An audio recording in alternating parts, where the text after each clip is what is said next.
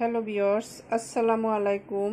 আজকে আমরা তৈরি করব গরুর মাংস ভুনা। তো চলুন রেসিপি ভিডিওটি শুরু করা যাক।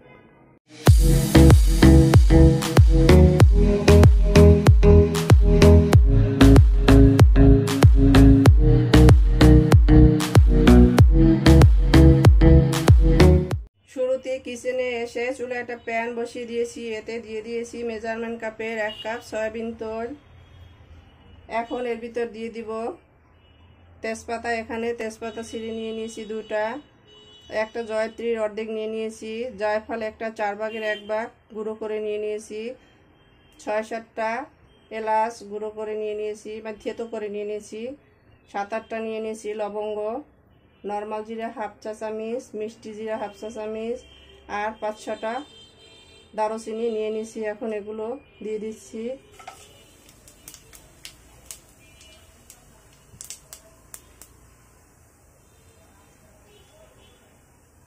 এর ভিতর দিয়ে দিচ্ছি পেঁয়াজ কুচি দিয়ে দিচ্ছি 1.5 কাপ পরিমাণের।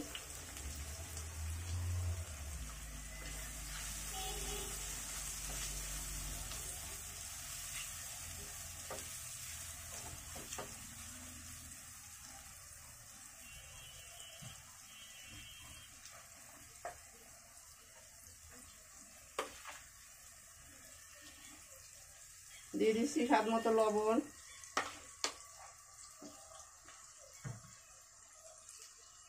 লবণটা পেঁয়াজের সাথে দিয়ে দিলে পেঁয়াজটা তাড়াতাড়ি নরম হয়ে আসে, তাই এটা আগে দিয়ে দিলাম।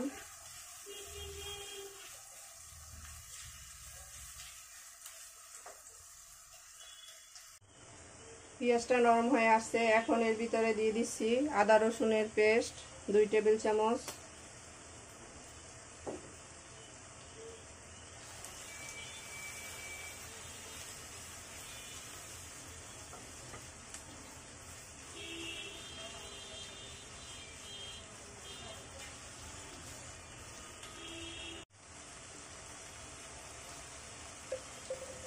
এখন এর ভিতরে দিয়ে দিচ্ছি মরিচের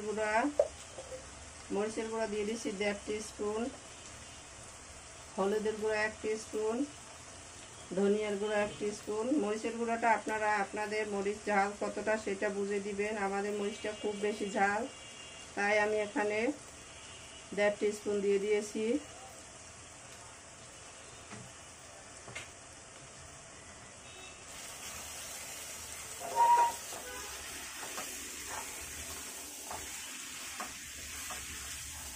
মশলাটার সাথে ভালো করে মিক্স করে দিতে হবে।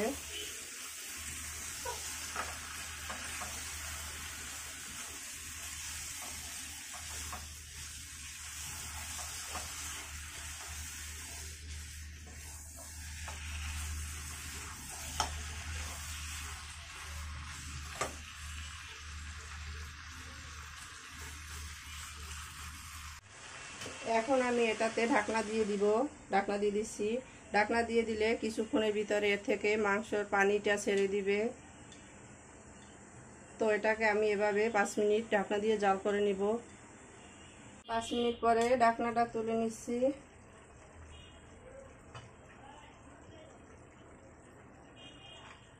দেখতেই পাচ্ছেন মাংসটা থেকে পানি ছেড়ে দিয়েছে।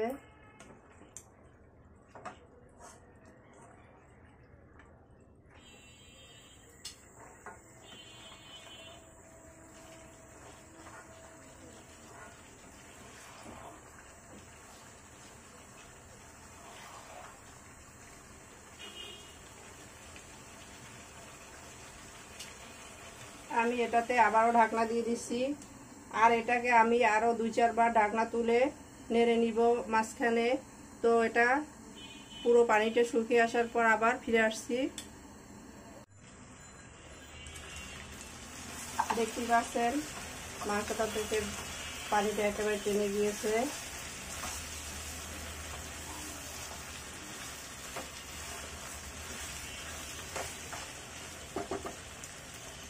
এখন আমি এর ভিতরে দিয়ে দিব সেদ্ধ হওয়ার জন্য পানি। পানিটা অবশ্যই গরম পানি হতে হবে। এখানে আমি দিয়ে দিচ্ছি গরম পানি।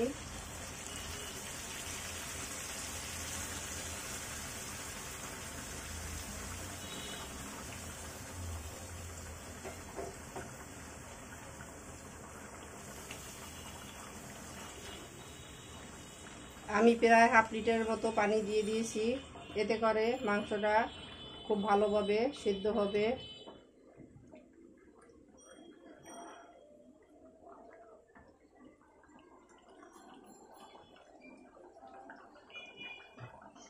তো এটাকে আমি ঢাকনা দিয়ে দিচ্ছি। মাঝে মাঝে দুই একবার নেড়ে নিতে হবে, নইলে তলানিতে লেগে যেতে পারে। তো ফিরে আসছি এটা ভালোভাবে সিদ্ধ হওয়ার পরে।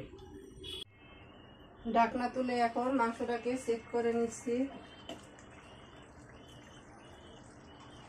এর আগে আমি এর ভিতরে 3-4টা কাঁচামরিচ দিয়ে দিচ্ছি।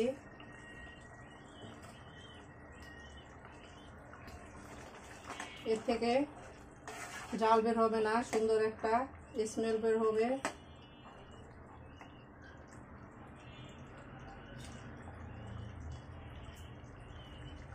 একটা মাংস তুলে দেখছি,